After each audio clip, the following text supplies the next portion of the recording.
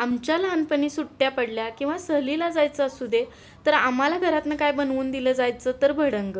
पण माझ्यासारखं तुम्ही अजूनही मुलांना खायला काहीतरी पाहिजे असलं तर भडंगच बनवून देताय का? त्यासाठी एका मोठ्या पातेल्यामध्ये तेल घातलं. तेल चांगलं गरम झालं की यामध्ये भरपूर असे शेंगदाणे घातले. शेंगदाणे चांगले कुरकुरीत होईपर्यंत तळून घेतले आणि चिरमुऱ्यावरती काढले. आता त्याच तेलावरती भरपूर कढीपत्ता, जिरे, मोहरी, ठेचलेला भरपूर लसूण घालून थोडासा परतून घेतला. लसूण कढीपत्ता थोडासा कुरकुरीत झाला की यामध्ये हळद आणि आमचं घरचं लाल तिखट घातले मी 4 चमचे.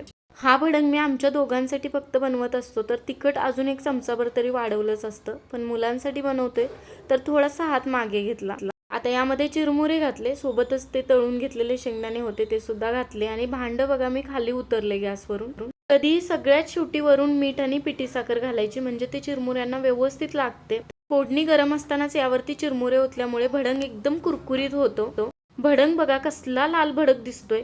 ही आमची घरची चटणी आहे, यामुळेच या भडंगला कलर आणि चव मस्त आली आहे. तुमच्या मुलांना खायला सुट्टीमध्ये तुम्ही भडंग बनवून देता का हे कमेंटमध्ये सांगा आणि रेसिपी आवडली असेल तर लाईक आणि फॉलो करायला तेवढं विसरू नका.